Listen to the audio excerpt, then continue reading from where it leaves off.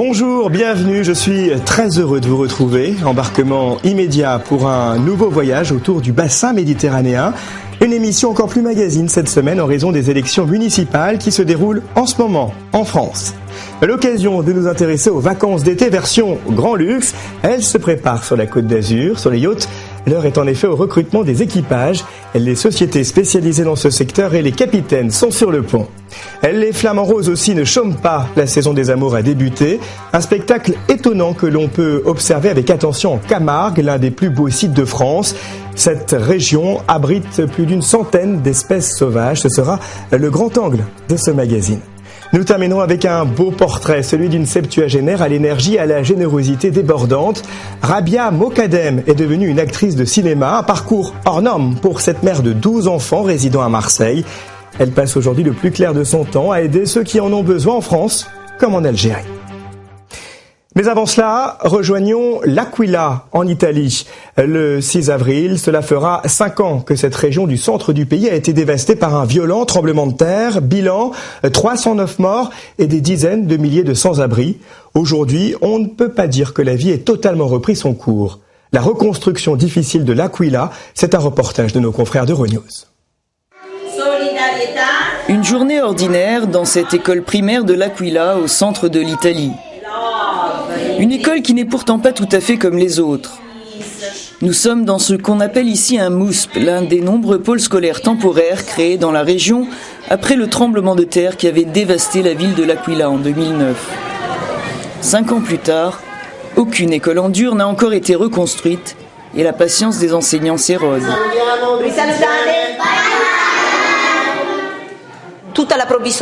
Toute la dimension provisoire commence à se manifester à travers les systèmes de ventilation, le chauffage, les infiltrations. Les enfants ont des problèmes respiratoires. Pendant 5 ans, on a toujours cherché à réagir, à faire face à l'urgence. Mais on ne voudrait pas que l'urgence dure encore 5 ans. Ça suffit. Un sentiment que beaucoup partagent dans la région, qui porte encore les traces d'une catastrophe qui avait fait 309 morts et 70 000 sans-abri. Des milliers de personnes avaient été relogées dans des lotissements, eux aussi à vocation temporaire, construits dans le cadre du plan d'aide d'urgence à la population. Pierluigi vit depuis plus de 4 ans dans l'un des plus grands ensembles du projet baptisé Case, regroupant une vingtaine de lotissements érigés en quelques mois à la périphérie de la ville. Une performance dont les limites se sont rapidement fait sentir. Infiltration d'eau, matériaux fragiles, mauvaise isolation. Les doléances des habitants que représente Pierluigi se multiplient. Cet hiver, ils ont reçu leur première facture pour les 3 dernières années. Ces gens-là se retrouvent avec des factures de 5, 6, 7 000 euros pour le chauffage. Où vont-ils chercher cet argent? Nous sommes en train de demander à la mairie de se retourner vers ceux qui lui ont livré ces biens immobiliers qui ne respectent pas les niveaux de consommation d'une classe énergétique adéquate et de faire payer la différence à ceux qui sont directement responsables de ces manquements.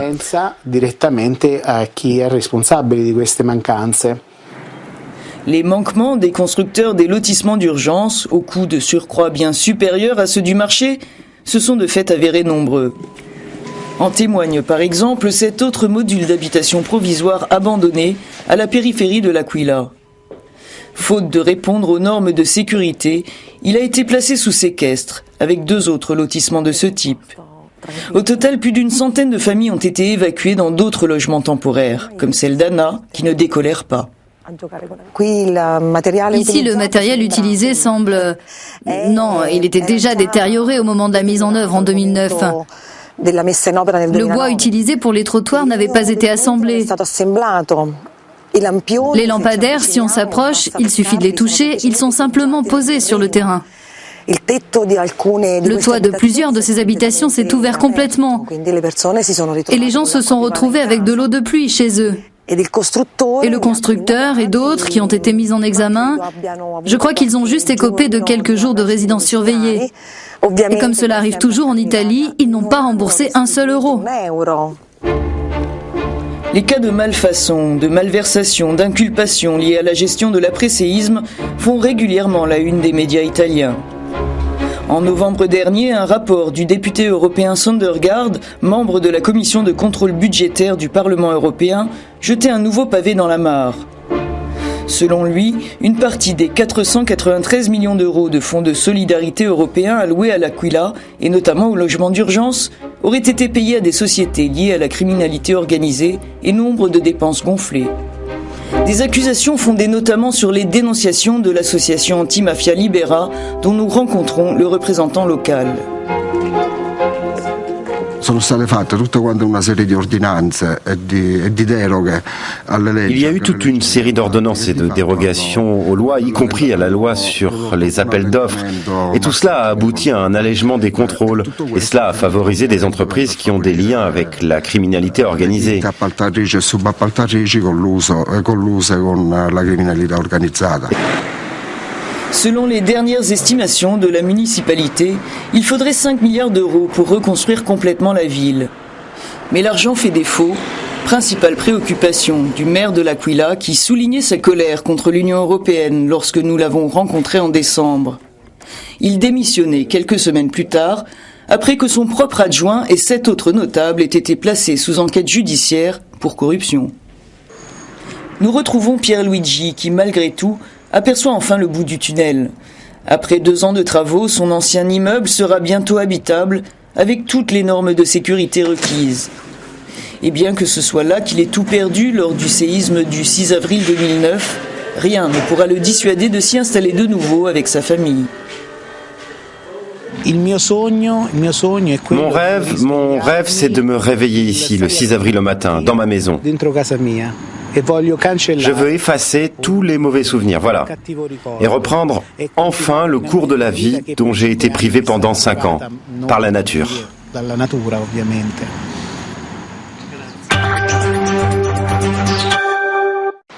Bien loin du drame de l'Aquila, mettons le cap sur la Côte d'Azur et ses milliardaires. La région vit principalement de l'industrie nautique, une industrie qui se réveille avec l'arrivée des beaux jours. Les capitaines de yachts recrutent leurs équipages, hôtesses, marins. Des agences d'intérim se sont spécialisées dans ce secteur toujours très porteur. Pour cette saison, tu me cherches donc, il me faut des CV pour un chef cuisinier et 2 stewardesses. 2 stewardesses, tu sais, les juniors, comme celles que je prends d'habitude. Patrick est capitaine à l'année sur ce yacht de 37 mètres ancré à Golfe-Juan. À l'approche de la saison qui va débuter d'ici à quelques semaines, il finalise la sélection de ses 8 membres d'équipage avec une agence de recrutement spécialisée dans ce secteur d'activité. Si j'ai quelqu'un qui est professionnel jusqu'au bout des doigts, mais qui est inadapté à la vie en groupe dans un endroit clos et restreint, il ne pourra jamais travailler sur le bateau parce que tout simplement il y aura des problèmes avec les autres membres d'équipage. Je vous laisse vous installer ici. Dans la base de données de cette société de recrutement, il y a près de 6600 profils, tous en relation avec l'industrie du yacht embarqué. Les compétences et le profil pour objectif, mettre en relation les bonnes personnes, mais aussi informer les clients à la recherche d'un emploi de la législation en vigueur. Si c'est un bateau sous pavillon anglais ou autre, c'est comme si vous travaillez à l'étranger. Après, quelquefois, il y a des bateaux qui sont sous pavillon étranger, qui font des contrats français, donc ça dépend vraiment du bateau en fait. Si on commence par un poste de stewardess, je dirais, on peut commencer pour une personne débutante dans les 2000 €. Donc à savoir que ce n'est pas forcément déclaré contrat français, tout dépend du pavillon.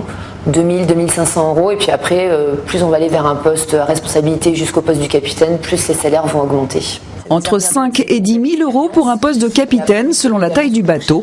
Des postes qui ont toutefois tendance à se raréfier. Un poste de marin sur les bateaux. Phénomène inverse pour le reste de l'équipage qui recrute aujourd'hui aussi bien des hommes que des femmes. Ok, parfait.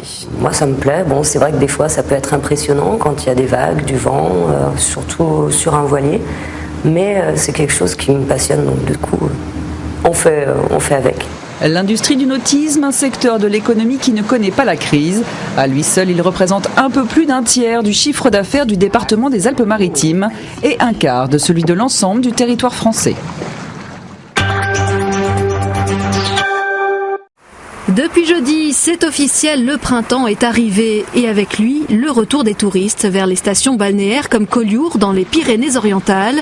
Depuis toujours, la cité catalane exerce sur les hommes et sur les artistes une véritable fascination. Vous allez comprendre pourquoi. Mettre le cap sur Collioure, c'est embarquer pour un patrimoine unique. Autrefois utilisées pour pêcher l'anchois et la sardine, les barques catalanes font toujours partie du décor.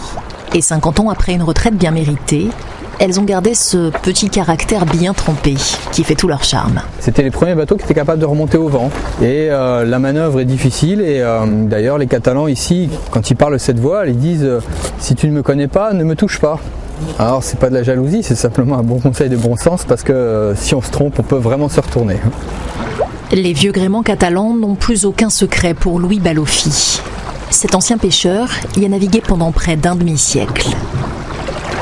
À 92 ans, il est toujours mordu, mais à plus petite échelle. On sortait le matin. On faisait sortir parfois ou le coucher du soleil ou le lever du soleil. Et si vous preniez beaucoup de poissons, on rentrait la menée. Si on ne prenait pas, on ne revenait pas à Collioure. On restait en mer pour attendre l'aube. Et là, on dormait ici, dans la partie avant du bateau, là-dedans. Vous avez dormi là? C'était le poste d'équipage, ça. En se promenant dans les ruelles, d'autres souvenirs refont surface. Se balader à Collioure, c'est un peu visiter un musée à ciel ouvert. On surnomme d'ailleurs le petit village catalan Cité des Peintres, depuis qu'un certain Henri Matisse y a posé son chevalet le temps d'un été. C'était en 1905, pile à cet endroit. Il était ici, là, à votre place? Il était là, ici, exactement ici, donc on peut s'apercevoir la comparaison avec le naturel et avec la reproduction. Voilà, Matisse est venu à Collioure, a trouvé la luminosité et les couleurs extraordinaires. Il a envoyé une lettre à son ami de Rennes en lui disant viens à Collioure dans ce petit village et tu vas être charmé. Donc les deux sont arrivés là et on peint d'innombrables toiles. Picasso, Dali, Chagall, Braque, tous ont suivi. Et tous ont laissé un souvenir inestimable au propriétaire de cet hôtel-restaurant, devenu mythique. C'est Léopold Sauvage qui était dans la région, qui est venu peindre. C'est lui qui a découvert cette région, un des premiers peintres, et qui est venu ici, qui a rencontré mon grand-père et qui lui a offert une toile en lui disant tu as plein de publicité sur les murs. C'était le bistrot du village. Et enlève cette publicité, je te donne une toile et les autres suivront. Léopold Sauvage ne s'y est pas trompé. Plus de 2000 autres toiles ont suivi. L'autre trésor de Collioure, ce sont ces vignes cultivées sur les coteaux pentus du village. Elles donnent un vin unique qui mûrit sagement dans cet ancien couvent de moines dominicains. Alors là, nous sommes devant un foudre de 154 hectolitres, vous voyez. Et donc, il a été monté en pièces détachées. Il fait partie du patrimoine culturel viticole de Collioure. Et rien qu'ici, vous sentez vous-même le bagnouz. Hein, et ça fait partie de notre culture à nous, en tant que Colliourains. Hein, puisque nous, la culture, c'est chez nous la vigne et la mer. Une mer encore fraîche et paisible, mais plus pour très longtemps. Les amoureux des lieux accostent généralement à Collioure avec l'arrivée du printemps.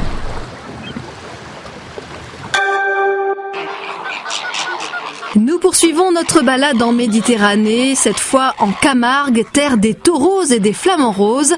Les gracieux échassiers sont depuis quelques semaines en pleine parade nuptiale, un rituel très codifié qui attire des centaines d'admirateurs.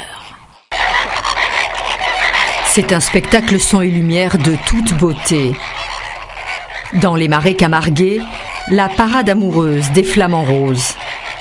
Sous l'œil indiscret des visiteurs embusqués, comme des paparazzis, 1700 oiseaux se donnent ici rendez-vous. Ah, j'ai fait une très belle photo, oui, c'est impressionnant de les voir comme ça.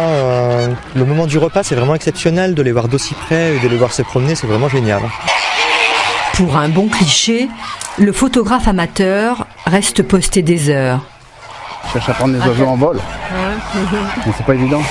Et ses couleurs, quand il est en vol, c'est magnifique. Mais pour bien comprendre le rituel des flamants roses, il faut avoir un œil averti, comme celui de Frédéric Lamourou, le directeur du parc ornithologique. Le but du jeu, c'est une espèce de danse, vous voyez, un petit peu frénétique, un petit peu comme ça, très rythmée. Et ensuite, ils vont avoir toute une série de mouvements qu'on assimile un peu à une danse, puisque ça va être des courbettes, une ouverture des ailes, voilà, comme là maintenant. Ils vont aussi marcher le cou tendu vers l'avant. Et puis, ils vont se choisir après pour les parades, puisqu'il faut qu'on soit nombreux pour qu'ils puissent se choisir les uns les autres. C'est comme un club de rencontre. Hein. Chaque année, le Flamant Rose choisit ici un nouveau partenaire. De décembre au printemps, c'est une balade unique sur les 6 km de sentiers de cet environnement protégé. Je fais ça avec un peu d'humour parce que je suis belge. Et donc les Flamands, il y en a beaucoup chez nous aussi, ils sont 5 millions. Ils sont pas roses. Ils sont pas roses du tout, effectivement. Si, l'été ils sont roses. À quelques battements d'ailes du parc ornithologique, il est un autre symbole du patrimoine camarguais. À la manade des Baumelles, le visiteur découvre le taureau de course. C'est ce qu'on appelle, dans le jargon, on peut dire l'or noir des manadiers. Hein. Ça, c'est que des taureaux de grande valeur. Donc, tout ça, c'est des taureaux confirmés à la course camarguaise, ce qu'on appelle des cocardiers. Donc, c'est des taureaux qui sont en moyenne une dizaine d'années et qui évoluent depuis quelques années au niveau de la course camarguaise. À la manade, le taureau est partout et régale le visiteur jusque dans l'assiette. On met à mariner des carottes, oignons, de l'ail, des aromates, avec du vin rouge. C'est pas les taureaux qu'on a vus là que vous mangez. Non, celle-là c'est pour la course. Mais bon, il y en a qui finissent là-dedans, malheureusement. Dans la marmite, ouais. On peut pas tout garder. Ouais, c'est très bon. Très bonne viande. La gardienne de taureau est le plat traditionnel des Camarguais. C'est excellent. La viande est tendre, ça ressemble au bœuf, mais avec plus de goût, c'est plus fin. On reste à table avec le célèbre guide Michelin qui a récemment dévoilé son palmarès pour l'année 2014. Entre les nouveaux promus et les recalés, il y a ceux qui confirment. C'est le cas d'Anne Majourel. Son restaurant en bord de mer à Sète conserve son étoile. Une récompense pour cet autodidacte, prof de gym dans une autre vie. 8h30 du matin. Dans la cuisine de son petit restaurant accroché au Mont-Saint-Clair, Anne Majourel est déjà à l'œuvre. Il me faut le pilon, si vous Elle est aujourd'hui l'une des rares femmes étoilées de la gastronomie française. Et pourtant, en 1983, cette autodidacte passionnée est devenue chef de cuisine presque par hasard. On a inventé notre profession avec mon mari qui était journaliste comme vous. Donc quand on s'est installé dans les Cévennes il y a 32 ans, on a tiré au sort pour savoir qui allait faire la cuisine. Donc c'est moi qui ai gagné. C'est vrai, vous le savez. Vous ne me croyez pas? Non. Si, c'est vrai, à la courte paille. J'étais prof de gym, moi. Je n'étais pas cuisinière. À la courte paille, en sortant de chez le notaire. Ça n'arrivait pas à se décider, c'est vrai. Donc je me suis mis à faire la cuisine. Bon, heureusement, j'avais des antécédents, des atavismes familiaux. Et Jean-Luc s'est occupé du vin et du jardin. D'où ma cuisine qui est signée Ex-Humain Jardin. Et le vin dont Jean-Luc s'occupait. Et Jean-Luc est décédé en septembre. Ça va? Les rouges, j'ai pas changé grand-chose, donc ça va. Véritable chef d'orchestre dans son établissement de poche qui dispose seulement de 16 couverts, Anne puise son inspiration le matin dans les halles de Sète, selon les arrivages et les saisons. Du coup, pas toujours facile à suivre pour son personnel. Ce qui n'est pas évident, c'est que ça rebondit un peu dans tous les sens, mais au final, on sort des super assiettes, le goût est là, les produits sont là, donc non, c'est quand même un plaisir, quoi. Ça change tout le temps, ça va dans tous les sens, mais faut s'y habituer et c'est quand même très sympa. C'est indispensable quand même. Faut pas que mes idées s'échappent. L'amour de la cuisine vient de ses parents et de sa grand-mère qui préparait des plats traditionnels dans la maison familiale des Corbières. Cet héritage culinaire l'a aidé à proposer une cuisine spontanée avec le plus souvent les poissons de la criée et de l'île Singulière. Et elle rédige son menu du jour au dernier moment, juste avant le début du service. Il est dans ma tête. Il faut que je l'écrive joli maintenant. Écume et petit marron, c'est petit marron. Je veux me laisser la possibilité de réagir au moment si je sais pas, si quelqu'un tape à la porte et me dit j'ai des truffes, quoi, que je puisse faire une vinaigrette avec des truffes au dernier moment, quoi. Voilà. Vous voyez? Alors c'est un peu difficile pour eux, mais finalement, il reste. Le service commence, le bonheur aussi. Anne Majourel est aux anges, au milieu de ses convives. J'ai jamais eu d'objectif. Je vis. j'avance et je me régale et j'essaie de me faire plaisir. Voilà, ça c'est l'objectif principal. Mais j'ai pas d'ambition, voilà.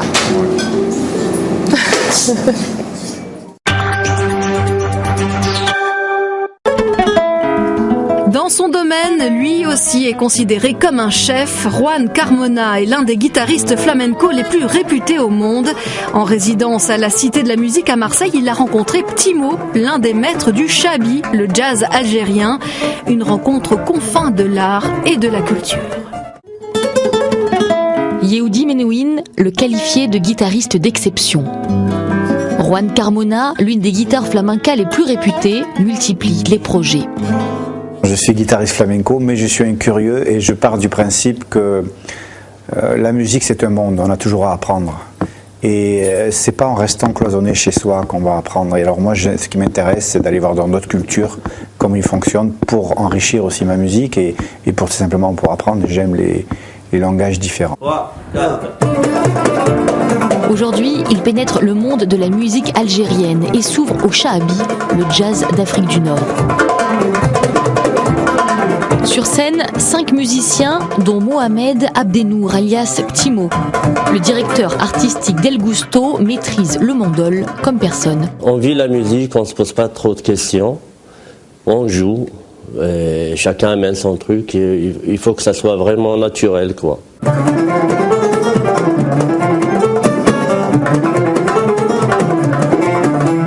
Il n'y a pas de structure rigide, il n'y a pas de... les gens ils sont autodidactes et ils vivent la musique.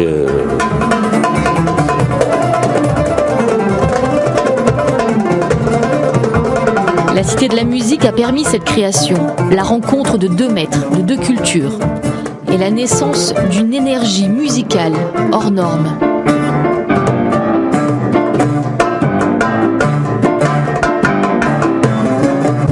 Envie de bouger ? Dur de résister à la magie de ces rythmes arabo-andalous.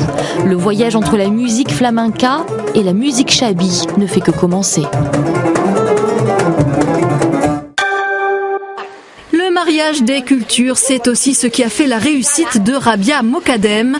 Cette franco-algérienne installée à Marseille depuis 60 ans a été rendue célèbre par la série Aïcha, diffusée sur France 2. Elle y joue une mère à la forte personnalité, un rôle pas très éloigné de ce qu'elle est dans la vie. Ton père, quand Patrick il est là, il veut te parler, qu'est-ce qu'il va lui dire ?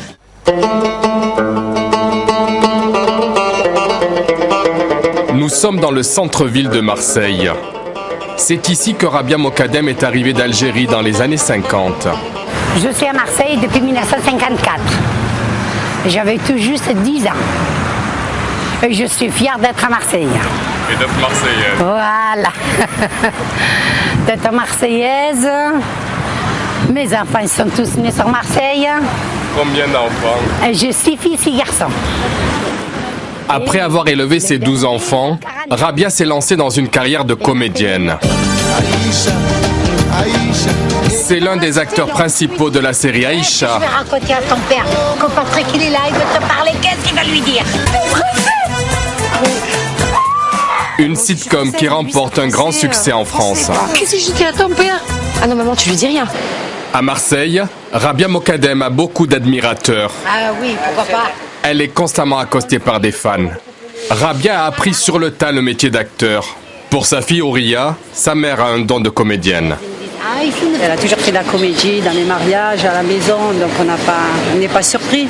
Elle se prenait pour Sophia Loren, quand même. Ah oui, et puis les gens ils disaient que je ressemblais à Sophia Loren.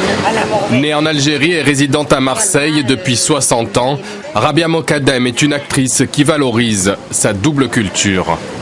La France, pour moi, c'est ma mère. Et l'Algérie, c'est mon père. Dans son appartement de Marseille, Rabia vit entre tradition et modernité. Voilà, c'est le de champagne, ça. Le champagne de champagne algérienne. De l'Afrique. Voilà. Chaque année, pour les fêtes de l'Aïd, Rabia organise une collecte de vêtements. Voilà, regarde. Des vêtements qu'elle va transporter par ses propres moyens dans son village en Algérie pour les distribuer aux enfants nécessiteux. Regarde, c'est magnifique. C'est bien. Tout repassé, c'est pour donner. Je suis fière de donner parce que j'ai pas l'âge de profiter de moi-même. J'ai 70 ans, je préfère faire des dons, comme ça Dieu il me donne bien la santé. Le jour du grand départ pour l'Algérie, Rabia s'apprête à embarquer sur le bateau pour Oran. Cette grand-mère actrice est devenue un symbole pour les femmes franco-algériennes qui se reconnaissent dans tous ces rôles de femmes immigrées. C'est la réalité, voilà. C'est la réalité. Ça nous a montré, nous. Voilà. À bientôt. Ciao. Au retour. Ciao. Embarquement immédiat pour l'Algérie.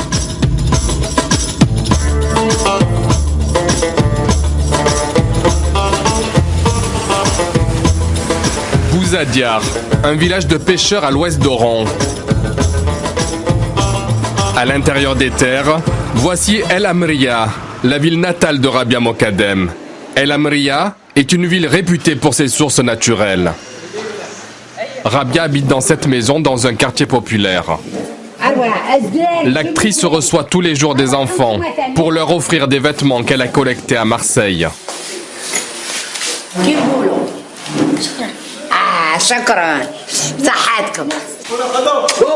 En dehors de ses activités caritatives, en Algérie, Rabia consacre son temps à sa maison. Moi je trouve ça c'est mieux. Une maison qu'elle a fait construire pour que ses enfants aient un pied-à-terre ici. C'est en continuant à mener cette vie en Algérie qu'elle puise l'inspiration pour ses rôles. Comme dans ce film réalisé par Yamina Benguigui qui parle du choc des cultures. Qu'est-ce qu'elle fait avec son chaudron? Rabia joue la belle-mère autoritaire. Non, c'est pas la Casbah ici. C'est la Casbah, c'est la maison de mon fils. Voilà. Quoi? Pas contente? Une belle-mère algérienne, conservatrice et protectrice, que Rabia a joué avec la plus grande aisance. C'est un peu ma vie, beaucoup. Oui. J'étais, quand je venais à l'Algérie, à Sidi Bel Abbès, chez ma belle-mère, c'était la belle-mère qui comptait. Et Tchétché avec son fils. Alors, si elle a envie de me mener au hammam, elle m'amène. Si elle n'a pas envie, elle ne m'amène pas. Alors, le fils, il est soumis à sa mère. Il est au pied de sa mère. Sa femme, elle ne compte pas, hein. Voilà. À Oran, Rabia est aussi célèbre qu'à Marseille. Son dernier rôle, où elle incarne une mère moderne dans la série télévisée Aïcha, est très apprécié par les jeunes. Oui, bien sûr, la maman d'Aïcha. Souriez. Dans les vidéoclubs, le DVD du téléfilm est numéro 1 des ventes. Aïcha 3. Les Oranais en raffolent. Je suis là. Généralement, c'est les séries américaines et tout ça, et là, c'est nouveau pour eux. Bah oui, et ça rentre dans leur culture, c'est leur monde, quoi. Au lieu de regarder des films qui n'ont rien à voir avec leur vie, là, ils se retrouvent, il y a des... En plus, les gens ils veulent savoir qu'est-ce qui se passe, qu'est-ce qui s'est passé. Voilà, exactement. Rabia poursuit sa distribution de cadeaux. À 70 ans, cette actrice au grand cœur consacre sa vie à aider les pauvres, débordante d'énergie et d'enthousiasme pour le cinéma. Quand il me propose de tourner un film, je veux au bout du monde de le faire. Je ne regarde pas. J'aime courir, ça m'a rajeuni. Parce que j'ai pas envie de rester assise. Je perce, je m'assois. Je ne peux plus bouger.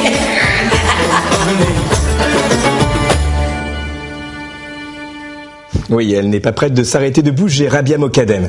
Merci de votre attention et de votre fidélité. Prochain voyage autour du bassin méditerranéen la semaine prochaine. Je compte sur vous. Très bon week-end.